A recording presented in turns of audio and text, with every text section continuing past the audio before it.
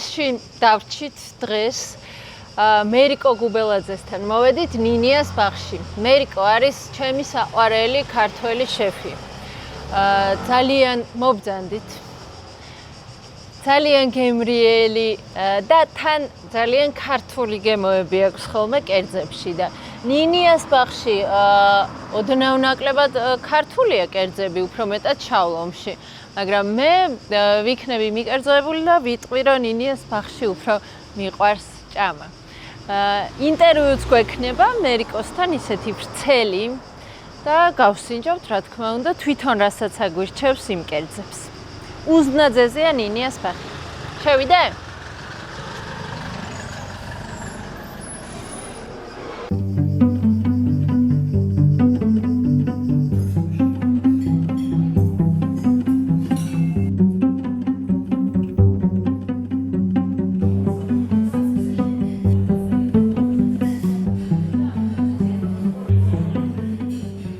არ ვიქნები მიკერძოებული თუ ვიტყვი რომ თუ კი ვინმე მეკითხება და ხშირად მეკითხებიან ხოლმე რომ აი რას გვირჩევს სტუმარისად წავიყვანოთ განსაკუთრებით უცხოელები ნინიას ბაღი არის ჩემთვის სიაში პირველი ანუ ერთ-ერთი პირველი არა აი პირველი გამხარია ხო ძალიან მიყვარს გემრიელია, გარემო კარგია, ძველუბანშია და ვიცი რომ სტუმართან არ შევრცხვებით. ხო, მადლობა. მოდი ზოგადად რაღაცა ისტორიასავით მოუყვეთ დასაწყისში, იმიტომ რომ პირველი იყო შავი ლომი, შენი რესტორნებიდან. ის პირველი. ლეილა, მერე იყო ლეილა, რომელიც ვეგეტარიანულია და ნინიას ბაღზე ვიცინით ხოლმე პირველმა ჩინელმა რომ დააცემინა ვუჰანში. ჩვენ მაშინ მოვაწერეთ ამ კონტრაქტს ხელი. კოვიდის დროს გახსნილი. კი, ან არ ვიცოდით რა გველოდა. მაშინ ძალიან კარგი წლები ჰქონდა ამ ქვეყანას და ამ სფეროს. ეს იყო 17-18-19 რაღაცა რენესანსი იყო ამ ქვეყნის და იყო მოთხოვნა, რეალურად მოთხოვნა იყო და ვიფიქრეთ რომ ეს სივრცე რომ ნახეთ მიუხედავად იმისა, რომ ასეთი არ იყო ეს სივრცე აბსოლუტურად განსხვავებული იყო და ბევრი რამე გავაკეთეთ, რომ ასეთი ყოფილიყო. დავინახე რა, რაც შეიძლებოდა გამოსულიყო აქედან და ამიტომ დავიწყეთ. მოხდა კოვიდი, მაგრამ მაინც გჯეროდა, რომ მაგარი იქნებოდა და არ დავანებეთ თავი და აი რასაც ქვია, ჯახირით მოვიყვანეთ გახსნამდე. გავხსენით 21-ში. 2021-ში, ანუ რა გამოდის 4 წელია უკვე ფუნქციონირებს და შავლომში ცოტა უფრო ტრადიციული ქართული კერძებია, ხო? ჩემი დაკვირვებით ვიდრე ნინიას ბაღში. კი, შავი ლომიც ესე დაიწყო, რომ ვითომ ქართული კერძები ცოტა განსხვავებული შეთავაზებით, ცოტა არატრადიციული, მაგრამ მაინც უფრო დამკვიდრდა, რომ ტრადიციული გემოა შავლომში. აქაც არის ტრადიციული გემო, ამ რესტორანსაც იცნობ როგორც ქართულ რესტორანს. მაგრამ აქ უფრო განსხვავებული კონცეფცია გვაქვს და უფრო მოდი ვთქვათ, ცოტა გაპრანჭული ალბათ იქნებოდა ეს სიტყვა. იცი რა მაინდა, კი მოგიყოლია, მაგრამ მოდი რადგან ეს ეპიზოდი მთლიანად შენ გეთმობა და ნინიას ბაღს ცოტა ისეთი ბიოგრაფიული ინტერვიუ გავაკეთოთ, ხო? საიდან დაიწყო შენი კულინარიასთან შეხება, როგორც ვიცი, დედა, ბებიები განსაკუთრებით კარგად ამზადებდნენ. იცი რა, ხო დედა, 3 ქალი მყავდა, ძალიან ისეთი ძლიერი ქალები ოჯახში, დედა და 2 ბებია. როგორც წესი ოჯახში ერთი კარგად ამზადებდა. ესენი 3-ვე იყვნენ, აი აბსოლუტურად ფანტასტიკური მზარეულები და აქ არა ვარ მარს მიკერძოებული და მართლა გადასარევი მზარეულები იყვნენ 3-ვე. 3-ვეს ჰქონდა თავისი ხელი, თავისი ხედვა და გემო. 3-ვეს განსხვავებული ჰქონდა. დედაჩემი მაგალითად იყო აი ეს ბარაქიანი ხელი ჰქონდა და ყველაფერი რასაც აკეთებდა, ბევრს აკეთებდა და ბევრიც ჭირდებოდა, რომ ისეთი გემრიელი გაეკეთებია. ერთი ბებია მყავდა, დედის დედა, რომელისთვის რო დაგედო ერთი პომიდორი, ერთი, არ ვიცი, ბულგარული წიწაკა და ერთი კიტრი, უცებ საოცრებას განიკეთებდა და საერთოდ ვერ მიხვდებოდი რა გააკეთა. ანუ რაღაც მარტივად, ძალიან მარტივად და ძალიან ცოტა ბოდიში მერიკო, ლაშან, ჩართულია მიკროფონი, წითლად არანთია. კი, ხო? ხო. ანუ რაღაცა მარტივად და ძალიან მარტივად და ძალიან ისეთი ხედვა ჰქონდა რაღაცა არატრადიციული თითქოს რა და აი უცებ უცებ და უცებ დაგიდებდა ისეთ კერძს, რომ საერთოდ ვერ მიხვდებოდი რა ქნა. მესამე ბებია იყო ტრადიციული ქუთაისელი, მაგარი გემოთი, მერი ვისაც ერქვა, სულ ღიღინებდა და ამ ღიღინში აკეთებდა საჭმელს და ძალიან კარგი იყო მისი მოსმენაც და ეს პროცესიც და ეგ ბავშვობის გემოები გახსენდება ხოლმე? ანუ აი თუ გადმოიტანე ამ კერძებში რა ბავშვობის გემოებიც მახსენდება. ნახე, რაც გამიკეთა ამ ბებიებმა და დედამ და ამ ტიპის ტრადიციულმა ოჯახმა იყო ის, რომ მასწავლა გემო. კარგად ვიცოდი გემო, უკვე როცა ამ სფეროში დავიწყე მუშაობა, მე გემო ვიცოდი. ბევრი არაფერი არ ვიცოდი, მაგრამ გემო ვიცოდი და შეიძლება დამიჭერია ჩემი თავი, როგორ ვეჩხუბებოდი ხოლმე მზარეულს, ეს როგორ არ გასინჯე, ეს რო გემო არის და მე მიფიქრია, რომ არა, არ იცის. შეიძლება რომ არ იცოდეს გემო, რაც მე ვიცით, რომ მე ძალიან გამიმართა. ერთი ისე დროს გავიზარდე, სადაც გემო იყო გემო. ძალიან ბევრი ხა ეს ბავშვები 90-იანებში დაბადება არ იციან. არა, სამწუხაროდ ვერ გამოიარეს ის, რაც მე გამოვიარე ქუთაისში. მე მახსოვს ზუკოს და იუპის გემო. ხო, ნუ ეხლა მაგრამ მას გონია რომ ხო გემო ვიცით ძალიან მნიშვნელოვანია. არიან ადამიანები ვისაც არ უყვარს ჭამა და რაოდენ გასაკვირიც არ უნდა იყოს დედაჩემი იყო ესეთი რომელიც აი ამბობდა ხოლმე რომ რო არ არსებობდეს და აბების დალევა შეიძლება და უფრო ბედნიერი იქნება და აი ჩემთვის არის ეგ წარმოუდგენელი. ოღონდ ამას რატო ამბობდა? თვითონ ქონდა პასუხისგებლობა რომ მთელი ოჯახისთვის უნდა ეჭმია და ამიტომ უბრალოდ არ მოწონდა. არ სიამოვნებდა ჭამის პროცესი იმდენად, აი დროის დაკარგვად თუ არ ვიცი რაც თვლით, აი რადიკალურად განსხვავებული იყო მაგ ხრივ ჩემი. ხო.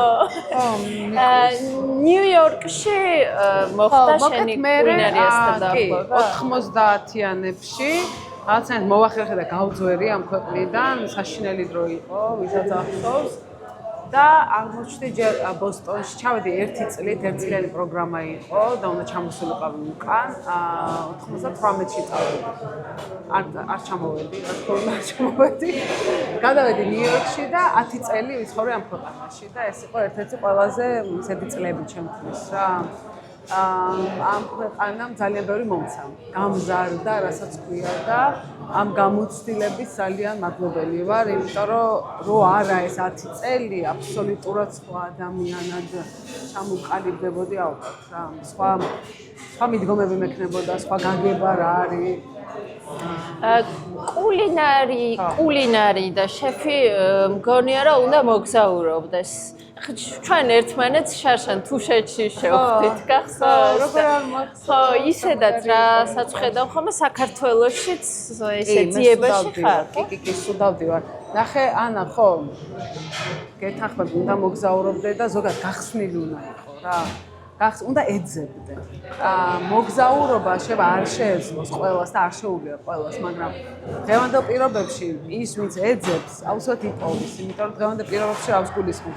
ადრე თუ არ წახვიდოდი იტალიაში ვერ გასინჯავდი, ხო იტალიაში დღეს იმდენი ხდება ირგული, რომ მაინც შეგიძლია, შეიძლება არ იყოს ის იგივე, მაგრამ მაინც შეგიძლია რაღაცა გამოცდილება, ცოდნა, ახალი შეიწოვო, შეითვისო. სამწუხაროდ ჩვენ დღეს რაც გვაკლია, ეს არის ეს ცნობის მოყარეობა ადამიანებში. თითქოს ეს ცნობის მოყარეობა შეწოვის აღარ აქვს ახალგაზრდა თაობას, რაც ძალიან სამწუხაროა. და ეს გვიჭირს ამ პროფესიაში, არ მხოლოდ ამ პროფესიაში, ზოგადად მგონი ყველა პროფესიაში გვიჭირს, არ მხოლოდ ჩვენ. მაგრამ კი, მოგზაურობა, ეს გახსნილი ტვინი, მიმღებლობა, ყველაფრის გასინჯვა. რა იყო, აი რა შეგიძლია გაიხსენო ესე, ვთქვათ რა რის გასინჯვა მოახდინა შთაბეჭდილება ზოგადად აი კულინარიასთან კავშირში რა იყო განსხვავებული? ამერიკა მოახდინა, ეგ ნახე, მე შემთხვევით მოვხდი ამ სფეროში, იმიტომ რომ ვთქვათ რომ ყოლოდა არ ვიცი, მამა რომელიც მაფინანსებდა ან ვინმე სხვა, შეიძლება მე არ დამეწყე იქ მუშაობა და საერთოდ არ მომხდარიყავი ამ სფეროში. ანუ მუშაობა დაიწყე იმისთვის, რომ გამოგემუშავებინა, ხო, ხელს. და იქ ხო გადამეხადა ქირა და მეცხოვრა მარტივად გითხრა, ამიტომ ყველაზე მარტივი. სადაც შეგიძლია იმუშაო, ამერიკაში ყველგან სოფლიოში არის რესტორანი. რად დაიწყე პირველად მუშაობა? ბარმენად დავიწყე, ბართენდერად დავიწყე, რა ბარში მე იქ სამზარეულოში არც მიმუშავია პრინციპში. უფრო აქეთ ფრანც რასაც ვეძახით, უფრო აქეთ ვიშალები. უბრალოდ ქვეყანაა და ქალაქია ისეთი, სადაც ძალიან ბევრი გემოდი, ხო, სოფლიოს დედაქალაქია. თავმოყრილი ხა. ყველაფერი იქ არის და ამის ძიება, გემოების და ფერების და სხვა ტექსტურის და ფაქტურის და ხრაშუნის ძიება არის ძალიან სახალისო, რა, ძალიან სახალისო ამბავია ეს. თუ საქართველოს ცოტა მობეზრებული მქონდა ეს ამდენი სუფრები ოჯახში და ჩემთვის ვფიქრობდი, რომ არასდროს ამას არ გავაკეთებ. რასაც დედაჩემი და ბებიაჩემი აკეთებდნენ ეს უზარმაზარი სუფრების გაშლა და გაწყობა და ალაგება მოკლედ. იქ ეს გახდა ჩემთვის საინტერესო და სახალისო. იცი რა მაინტერესებს, როგორ ხდება, აი, რომ რაღაცა მუზა მოგდის ხოლმე, ბევრჯერ ცდი და ამზადებ და მერე შეგაქვს მენიუში რომელიმე კერძი. რაღაცა ის სტრუქტურა, რომ ეს და ეს უნდა იყოს, თუ საიდან ჩემ შემთხვევაში ძალიან ქაოტურია ყველაფერი და ეს ალბათ კარგიც არის და ალბათ ცუდიც არის. ცუდი იმიტომ რომ ასეთი ქაოტური რო არ ვიყო, უფრო კარგად დალაგებული მექნებოდა და უფრო კარგად იქნებოდა ჩემ რესტორნებში ყველაფერი. ხო, მაგრამ ქაოტური რო არ იყო, შეიძლება ესეთ გემრიელი არ ყოფილიყო. მე ვფიქრობ, რომ ეს ადამიანის ბუნებიდან გამომდინარეა რა. თუ ხარ ესეთი მოწესრიგებული ნატურის, ვერ გააკეთებ საქმეს ისე როგორც მე ვაკეთებ. ზოგს აქვს ეს მოწესრიგებულობა რა, ყველაფერი წესი. მე არ მაქვს ეს წესრიგი, ნუ არ ვიცი ეს კარგია თავში არ მაქვს ეგეთი წესრიგი და არ ვიცი რომ თქვა მოვიდა გაზაფხული და ახლა გაზაფხულზე წავალ ბაზარში მოსვიდე და რაღაცას მოვამზადებ და ამ კერძს ჩავსო. ასე არ ხდება ხოლმე, ხდება უფრო ქაოტურად. შემთხვევით ვინმე მოიტანა, სადმე დავინახე ან გავსინჯე რაღაცა პროდუქტი და ამ პროდუქტმა მე მოიტანა რაღაცა მუზა ძალიან ხმამაღალი არ მინდა იყოს იდეა, რომ ამ პროდუქტით რამე გავაკეთოთ და ამ რესტორანში მყავს არაჩვეულებრივი პარტნიორები, რომლებიც ასევე მზარეულები არიან, ნიკა მეტრეველი და ილია ბენაშვილი და ერთად მე დავждებით ხოლმე და დავიწყებთ ჩუბს, როგორც წესი. ილიკო არაფერში არ გვეთანხმება. ძალიან კარგი შეფები ორივე. ხო, ჩვენ ვუქნებთ თავს კი მართალი ხარ და ბოლოს ნუ რომელიღაცის გავა, მაგრამ ეს brainstorming-ს რასაც ვეძახით, ძალიან კარგი პროცესია და რაღაცები გამოგდის ასე რა. მერე ვინმეს ასინჯებთ კიდევ სანამ. იცი, სტუმარი არის ყველაზე კარგი. ჯერთი ჩვენ სინჯავთ და ჩვენ ერთმანეთში ვთანხმებით, რომ ეს ასე გავუშვათ ამ ფორმით. მერე უკვე სანამ მენიუში ჩავსვათ ხოლმე special-ზე რომ ვამბობთ და სტუმრებს ვასინჯებთ. თუ ფიდბექი კარგი დაგვიბრუნდა, ამ შემთხვევაში უკვე ძირითად მენიუში ჩავსვათ და ვიდით ყოველდღიურად. ფიდბექზე ძალიან ბევრია დამოკიდებული და ყოველთვის ვეკითხებით მიმტანებს, რომ აბა მოეწონათ. ხშირად არის ხოლმე რომ მიმტანი გეუბნება, კი, მოეწონათ ჭამეს. რაზეც შევეუბნებით, რომ არა, რომ ჭამეს ეს იმას არნიშნავს მოეწონათ. ჩემო მშიერმა კაცმა კითხე ხა? ჭამოს, მაგრამ არ მოეწონოს იმდენად და როცა ეკითხები, როცა ჩაეკითხები, მაგრამ ყოველთვის მოდის ხოლმე სწორი ფიდბექი. რომელიმე ინგრედიენტი არის ისეთი, რაც აი ძალიან გიყვარს და ბევრ კერძში მე ძალიან მიყვარს ბოსტნეული. მე მიყვარს ბოსტნეული ძალიან და ბოსტნეულის კერძები, ვეგეტარიანული კერძები ჩვენს მენიუებში ყველა რესტორანში არის ბლომად. და ხშირად არის ხოლმე, რომ ოკეი, აღარ გვინდა ამდენი ბოსტნეული, რომ ხალხს ხორციც უნდა. და ხშირად არის, რომ კაი, ხორცი უნდა. აი ბოსტნეული არის ჩემი გატაცება, ასე ვთქვათ და სეზონური ბოსტნეულს ვანიჭებ უპირატესობას. რა, ეხლა ამ მომენტში გადარეული ვარ ფრანგულ ლობიოზე მაგალითად და ფრანგულ ლობიოს ვდებ ყველაფერში, იმიტომ რომ ნუ ეხლა სეზონზეა და ძალიან გემრიელია და არის სასარგებლო და ხრამუნა და ხრაშუნა და ხო, ასევე დანდური, გადარეული ვარ დანდურზე ეხლა, იმიტომ რომ დანდურიც არის და დანდურიც არის არაჩვეულებრივი პროდუქტი, გემრიელი, ძალიან სასარგებლო. სახის კანისთვის არის სხვა შევიძინო. დანდური უნდა შევიზინო. არა, უნდა ჭამო, არ უნდა შევიზინო. და დანდურს ვამზადებთ სხვადასხვანაირად. ნუ ესეთი სეზონური პროდუქტია ხოლმე ჩემი ინსპირაცია. ქართველი სტუმარი გაიზარდა, რაღაც გემოვნება ჩამოუყალიბდა, ვთქვათ, შეიცვალა ამ პერიოდში. ქართველი სტუმარი გაიზარდა, გააჩნია სტუმარს, გაიზარდა კი, რაღაცები ისწავლეს. ნუ ეხა რა თქმა უნდა, ყველას ბებია ყველაზე კარგ ხაჭაპურს ამზადებდა და ჩემიც მაპატია. აქ უკვე ჩემ გვეცინება, როცა იტყვია რა ობებია ჩემი რომ ამზადებდა, ისეთი, მაგრამ ეს ძალიან ბუნებრივია და ძალიან საყვარელი რეაქცია არის კიდეც ხშირად და ეს არ მაწუხებს პირიქით, მაგრამ ეს ყოველთვის სასია. ბებია უკეთეს ამზადებდა. კი, გაიზარდა. ვიტყოდი რომ გაიზარდა. იყო მე მახსოვს რომ როცა არ იღებდა არანაირ სიახლეს ქართველი მომხმარებელი. ეს დროც მახსოვს 15 წლის წინ. ახლა ბევრად უფრო მიმღებლურია და ძალიან იშვიათ გამონაკლისს თუ არ ჩავთვლით, ადამიანები უფრო გაიხსნენ ამ კუთხით რა. კარგი. კიდე იცი რა მაინტერესებს ესეთი რამე უნდა გითხო. აი დავუშვათ ბოლო ვახშამი გაქვს. აი რას შეჭამდი? ბოლო ვახშამს უფრო დავლევდი ალბათ, ვიდრე შევჭამდი.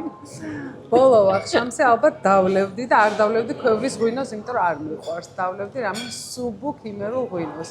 შევჭამდი ასევე რამე სუბუქ იმერულს და ეს იქნებოდა რამე ნიბზიანი, იმიტომ რომ ნიბზიანი სუბუქი. აი იმერლისთვის, იმერელისთვის სუბუქია. აი გიორგისი არ იყოს, ყოველდღე ვჭამა. მე ვაკეთებ ძალიან განსხვავებულად. არ ვაკეთებ ისე როგორც უმრავლესი. ძალიან ცოტას უკეთებ ნიგოსაც და ხო, და სუნელებსაც. ანუ ხას შორიდან მოდის, არ არის ჩაძირული ამ პროდუქტის გემო ყოველთვის მაინც. ხო, აი ბოსტნეულის სიფრეშე თუ სიახლე თუ რაღაც მოდის ხო. ხო, ანუ ბოლო იქნებოდა ალბათ ხო, ნიბზიანი ბადრიჯანი ან არ ვიცი ლობიო, ან ჩორბი ლობიო გიჟდები ისე მიყვარს, მჭადი ყველი და რამე ციცქა ან ცოლიკაური ან ორივე ერთად. ყველაზე ძალიან რა გიყვარს? აი ყველაზე ხშირად რა არ მოგბეზრდება და უშუალოდ ლობიო? იცი, ამ ბოლო დროს ვცდილობ ჭამო, კი არა და სულ ვცდილობ და სულ ვაკეთებ ამას, მაგრამ ამ ბოლო დროს განსაკუთრებულად კარგად ვცნობ თავს, როცა ყველაფერს ჭამ ჯანსაღს და ძალიან ჯანსაღად ვიყვებები. იშვიათად რომ შემწვარ მუხრაკული და ეს რაღაცები ჭამ, ამიტომ სულ ბოსტნეული არის, რასაც ძირითადად ჭამ. ჩემი საყვარელი დღის საჭმელი ალბათ მაინც არის დილის, თუმცა არც ისე დილის 12 პირველი საათისთვის სახლში ძალიან გემრიელად მოვამზადებ კვერცხს, ან პამიდორში, ან ცალკე, გვერდზე იქნება უცებად სალათი და აუცილებლად იქნება რაღაცა ბოსტნეულის რაგუსავი და ეს არის ძალიან მაგარი პური, რომელსაც ფრანგი გვიცხობს ამ ქალაქში, გეცოდინება ჟანჟაკი. კი, ჟანჟაკი. ჩვეულებრივი პური აქვს ამ ჟანჟაკი უნდა გადავიღოთ რომელიმე ეპიზოდში. ეს კაცი არის არაჩვეულები. თუ რამე შენ სახელს გამოვიყენებ, რომ დავურეკავ. კარგი. არაჩვეულებრივი კაცია და წალკიდან ჩამოაქვს წყალი, რომ მოზილოს ფქვილი და ისე აცხობს პურს და ამიტომ გახსნილია სამჯერ მხოლოდ. კვირაში თუ 4 მეოთხეც დაამატა. აჰა. და ეს დრო არის ჩემი საუზმის თუ სადილის დრო ყველაზე საყვარელი ჩემი. ჩემი საყვარელი საჭმელი სხვათაშორის საუზმეა. ოღონდ საუზმის დროს არ ვჭამ, უფრო მოგვიანებით. ანუ სახლის ახლა მოდი გეტყვით, ეს შევა მე არ მომაბოდე ამას, მაგრამ მე ვფიქრობ, რომ რაც არ უნდა გემრიელი იყოს საჭმელი რესტორანში, სწორად და კარგად მომზადებული სახლის საჭმელი ბევრად უფრო კარგი ჩემთვის. ბევრად უფრო გემრიელია ვიდრე რესტორანის საჭმელი. ხო, თანგეთანხმები თან არა. უბრალოდ აი ორივე კარგია და რაღაცა ხანის გენატრება, ხანის გენატრება. მე მიყვარს ძალიან სახლის. მე ძალიან მიყვარს გარეთ ჭამ. მართლა? მე კიდე ხო მიყვარს. ბავშვობიდან. ხო. ეს სხვათაშორის სადმე თუ მივდივარ.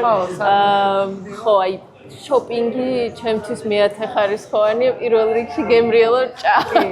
მეც არ მენანება არაფერი კარგი ჭამის. ნუ აი ეს გამოცდილებაა რა სხვა სახის ექსპერიენსია, რასაც ვიძახით. რა არ არის მხოლოდ იმაზე, რომ ასეთ ტკივილი გაიჩერო, აი რაღაც სხვა სახის გამოცდილებას მივიდა და რესტორანში რომ მიდიხარ სხვა ქვეყანაში, მე ასე ვგებულობ ვინ არიან, რა ხალხი არიან, რა ჭამენ, როგორ ეურთიერთებიან ერთმანეთს.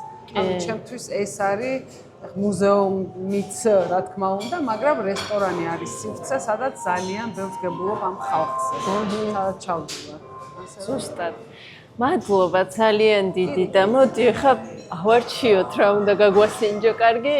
კარგი, მოდი მე გეტყვი, დახედე მენიუს და გეტყვი ყველაზე პოპულარული აქ რა არის. ეხა არ მინდა ისე გამოვიდეს, რომ ჩვენ ყველაფერი კარგი გვაქვს, მაგრამ მართლა მაგას მე ვამბობ, რომ მართლა ყველაფერი კარგია და იმის მიხედვით რა ხასიათზეც ხარ.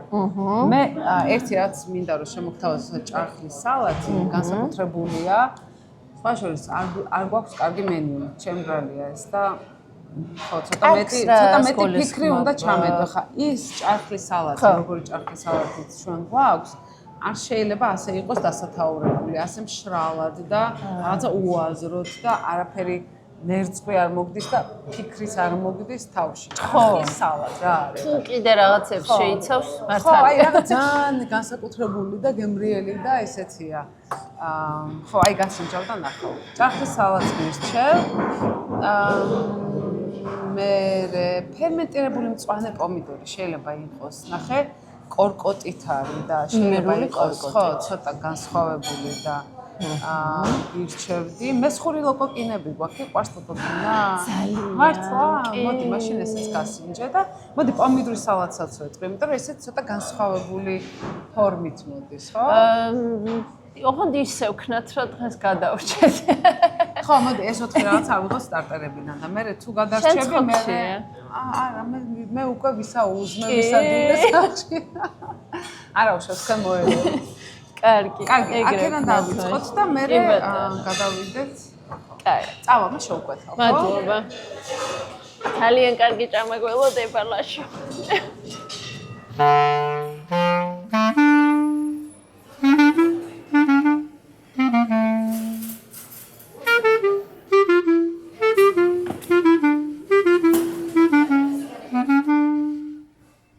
მართალი იყო მერიკო, ეს ჭარხლის სალათი არ აღმოჩნდა მხოლოდ უბრალოდ ჭარხლის, რაღაც ოთხნაირად დამუშავებული ჭარხალია, ხო? ხო.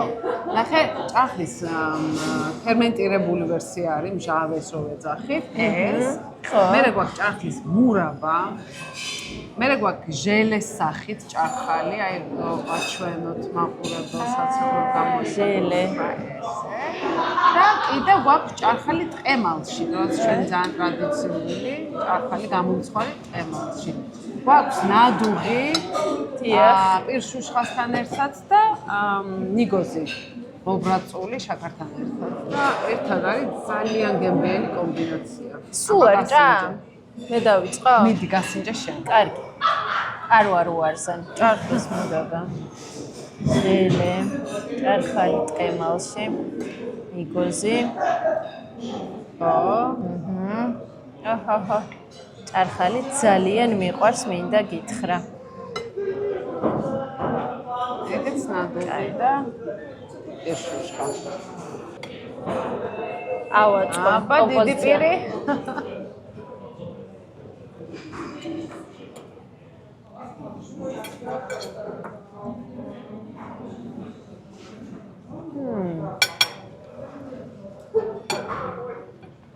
ახლა ვინც გიყურებს აი აქედან დიდი ნერწყვი. ძალიან გემრიელია. ეს სალათი არის ამერიკა. კარგი მაჩვენებელი იმის, როგორ შეიძლება ერთი მონოპროდუქტით გააკეთო რაღაცა ძალიან საინტერესო. და ეხლა უცებ რა წამოვიდა, იცი? შენ რომ ამბობდი გემოები გეხსნება, გიფეთ ხდება. ხო, იმიტომ რომ ბევრი სხვადასხვა გემოა. სიმშავე სიტკბო, რაღაცნა ხრატუნი. ყველა სხვადასხვა ფაქტურა და ეს თავისაშუალო. სირბილე ხრატუნი ძალიან გემრიელია. ძალიან ხარია. ამ სალათით ჩვენ ძალიან ამაყები ვართ, აქ ჩვენ ძალიან გვიყვარს.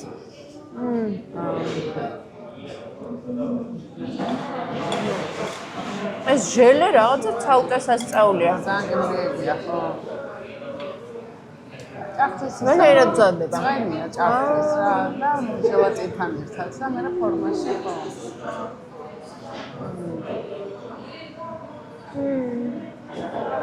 და ეს კიდე მურაბასავით იხარშება დიდი ხანი, ჯერ გამოაშრობ და მე მოხარშავ კარგად. კაი, ამას ვერ ყველას გონია ჩირი, ქლიავის ჩირი. არა, ვერ ხდება რომ ჭარხალი არის ალბათ, ხო. ცალკაშნეკადაც ძალიან გემრიელი იქნება ეს? კი. ჩვენ იგივე რაღაც გვაქვს კიდე პაშტეტთან ერთად. და პაშტეტსაც მაგრა უხდება. ხო. ქლიავიც ხო უხდება. ხო. დესერტშიც ძალიან გემრიელია ეს. კაი რა მეუბნება. ეს არის მოდი გამოგიწვი, იმიტომ რომ ეს წვანეა და აირევა. აი. ხო, ფერები რო არა კაი, გამოვცვალთ, მაგრამ მე ამას გადავდებ, შენ რო არ დაიდო. ხო, აი იყოს. აქ არის ბაჟეს ბალიში, ცოტა უფრო სქელი მასაა, ბაჟეს მასაა და შიგნით ამ ბაჟეში გარეულია ხორბლის მარცვლები, მოხარშული ხორბლის მარცვლები. მაგიტო ვეძახით კორკოტს, კორკოტი იმერეთში ხო ნიბზით არის, არატკბილი ვერსია, არამედ უფრო მარილიანი, ხო, ისე შეზავებული. და ზემოდან ეს მჟავე პამიდორი გვაქვს, ფერმენტირებული პამიდორი. და მოყრილი ხორბლის მარცვლები და ერთიანობაში არის ძალიან გემრიელი და სასარგებლო. მონიტორინგისთვის არ სინჯავ ხოლმე პერიოდულად? აუცილებლად. ხშირად ისე ვუშვებ ხოლმე, შეგს არ იციან რომ ჩვენია. ხო, მისტერი ჩოფერები. ხო, ყველაზე კარგი მონიტორინგი ეგ არის და რაღაცნაირად ისე არის თან რესტორნებში დაალაგებული, რომ მიმტანი და სამზარეულო ყოველთვის რაღაც კონკურენციაშია. მართლა? მიმტანები და სამზარეულო ყოველთვის კონკურენციაში. დაყოფილები არიან, ხო? ხო, დაყოფილი მაინც გუნდურობა არსებობს და მეგობრობა, მაგრამ მიმტანს როცა ვეუბნებით, რომ მოდი შევუკეთო ოღონდ და არ თქვა რომ ჩვენია, მიმტანი გახარებული მიდის და უკეთო. რაიმე, ოღონდ რამეში გამოიჭირონ. ხო, აი ცოტა რომ ეს ძალიან ჩვეულებრივი ამბავია სამზარეულოში და რესტორანში ზოგადად. აქ ესე არ დავყურები, არა ხარ რას მივხვდიცი კიდე? ხო. ეთყობა შენ დიდ მნიშვნელობას ანიჭებ მაგ ფაქტურებს, იმიტომ რომ აქაც ძალიან საინტერესოა ის. კი. ბაჟე ხო ცოტა ისეთია გაგლესილი ფაქტები. რაღაცა ემოცია რო ამას ვცდილობთ ხოლმე რა, ილიკო არის განსაკუთრებული ფაქტურების მოყვარული ჩვენში და ისა სულ ვცდილობთ ხოლმე რომ ფიქრობთ ახალ კერძს ამ რესტორანში განსაკუთრებით სულ ვცდილობთ რომ იყოს რაღაცნაირი სურპრიზი ადამიანისთვის. ახლა ერთი სუპი გვაქვს მაგალითად მეთი პოპკორნით. და ძალიან უხდება ამ სუპს და თან ცოტა ის არის არატრადიციულია ეს. ხო, ვერ წარმომიდგენია. და ძალიან გემრიელია და თან ცოტა სურპრიზის ელემენტიც არის და რაღაცა განცდა ემოცია უნდა იგრძნო როცა რაღაცა ხო და ამ კერძში აი ეს ოდნავ გაგლესილი ბაჟე, მერე ხორბლის ფაქტურა ისეთია ცოტა მყარი და მერე ხრაშუნა ეს პამიდორი და ცხარე, იმიტომ რომ მე წიწაკა მივაყოლე და ეს სიცხარეც წამოიღო. ძალიან ცხარე არა, მაგრამ მე მიყვარს ხო, აი მეგრული სიცხარეც მიყვარს, ტაილანდის მიყვარს ხო, მაგრამ ამ ბოლო დროს მიკარგავს ხოლმე კერძის გემოსიციე, სიცხარე და მაგიტო. ხო, ბალანსი ჯობია ხოლმე, უბრალოდ თან ამ დროს თან რესტორანში გვიწევს აბალანსოთ, იმიტომ რომ მომხმარება ხო, ყველას არ მიყვარს და პანზანელას ეძახიან იტალიელები ამ ტიპის სალატს, როცა გახუგული პურის ნაჭრებია ხოლმე სალატში და ეს დოლის პურია, დოლის ფქვილით მომზადებული პური, გამომცხვარი პურია. ხო. გვაქვს სტრაჩატელა, რომელიც არის ტრადიციული ქართული ყველი, არის იტალიური ყველი. კი ბატონო. პამიდორი და რეჰანი ძალიან ჩვენია და ასევე ზესუმძირის ზეთი, კახური ზეთი, რომელიც ძალიან ქართული გემია. ძალიან და ძალიან სალატური. ძალიან მიყვარს მე. მოიც პატარა გადავიდო. აი ეს. გეჯი უტრება. ხო. პატარა რეჰანიც არ დავივიწყო. ერთ-ერთი ყველაზე პოპულარულია ჩვენთან.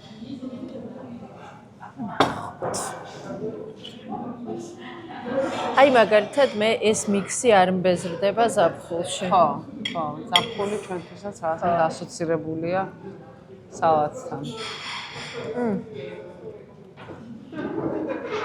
ძალიან კაია. აქეთ გველოდება ლოკოკინა. მე არ ვიცოდი. მე ვიცოდი რომ მესხური ლოკოკინა და მესხეთში ლოკოკინა იყო ერთ-ერთი ტრადიციული, მაგრამ მე არ ვიცოდი რომ ფრანგმა მისიონერებმა ჩაიტანეს ეს მესხეთი. მესხეთში ხო. არ ვიცოდი ეს ისტორია და ძალიან მომეწონა და იქიდან ჩამოგვაქვს, იქიდან გვიგზავნი მოაქვს უბრალოდ ლოკოკინები და მინდა გითხრა რომ ძალიან პოპულარულია ჩვენთან. უკოთავენ. კი.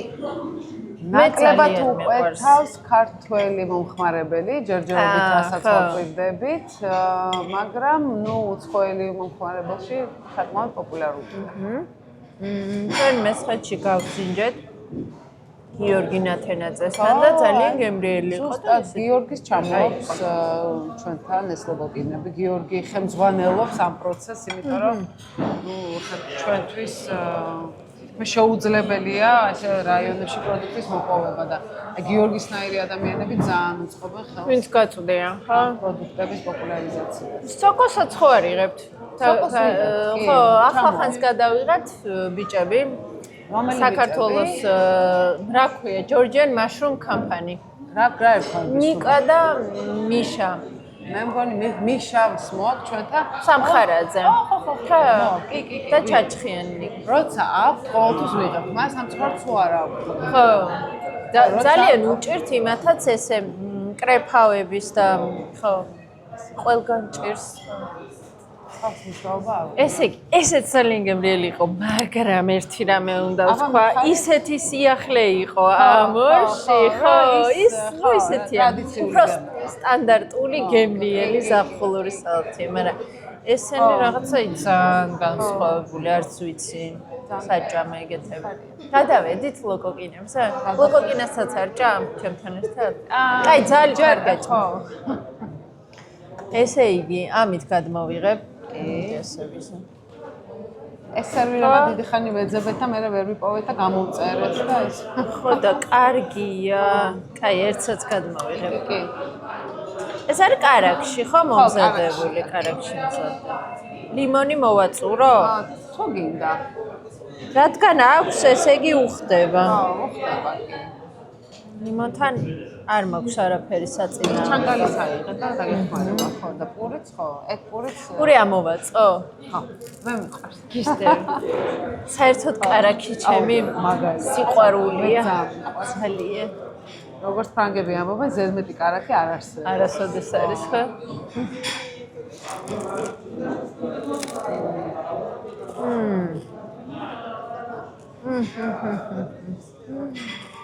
მარტო პური და კარაქი შეიძლება ჭამო აქედან. გემრიელია, ხო? გემრიელია. ხო, ესენი პატარებია. პატარა ლოკოკინებია. შესავებია. კარგად. მიურით.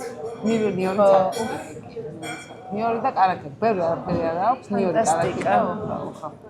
ძალიან გემრიელია.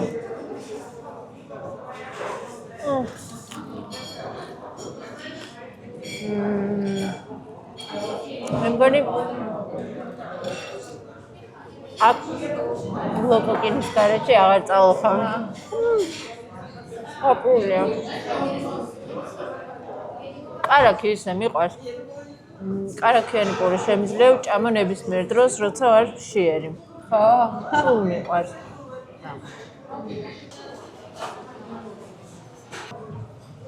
შილა არის ძალიან დაჩაგრული კერძი ჩემი აზრით. შილა. ბატკნით და სოკოთი. ხო, ნუ ეს ჩვენი ძალიან ტრადიციული და ზოგადად დაჩაგრული კერძია. არის აბსოლუტურად არაჩვეულებრივი, ეს ძირა ისეთ ჩვება. ეცქონია რომ დაჩაგრულია. ხორბლით ვაკეთებთ, ოღონდ განსხვავება ეგ არის ჩვენთან, არა ბრინჯი, ხო, ხორბალია. ხო, რაღაც ეს ხორბალზე გადავეწყვეთ ნინიას ბავშვში. გიყვარს ეთქობა ხორბალი. გვიყვარს სამივეს. კი. ამა გასიჭა.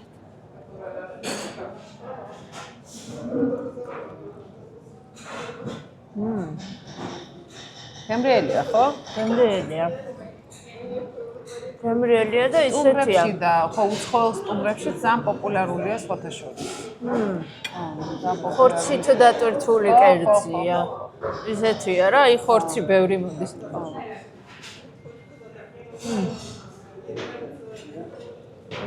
სოკოც როგორ ხდება? ძალიან ხდება სოკოც. ეს სეზონური სოკოც თუ გვაქვს ტყის რაიონის ძალიან. ტრადიციულ ქელეხის შილას არ ელოდოთ.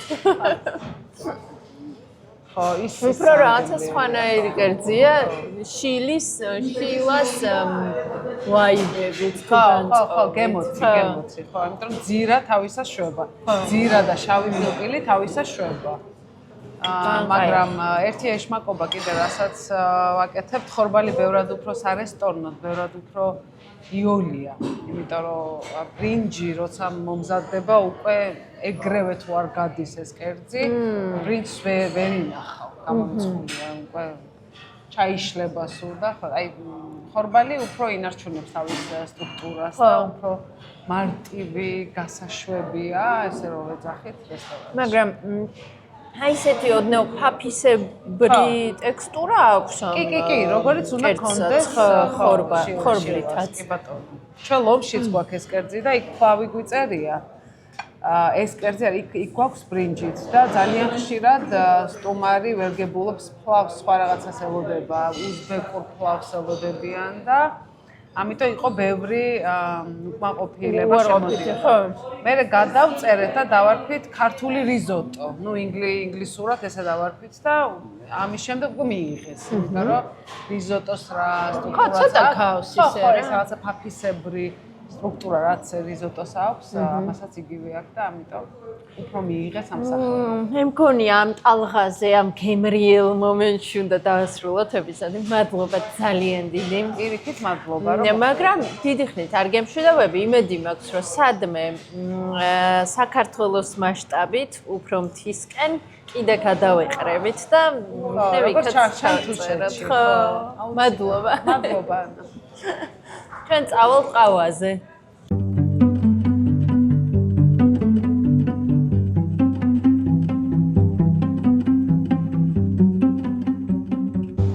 ასეთი იყო ჩვენი ეპიზოდი. ერთ კვირაში შევხვდებით. მირთვით ტრუჩულოს ყავა კეთილი მგზავრობისთვის.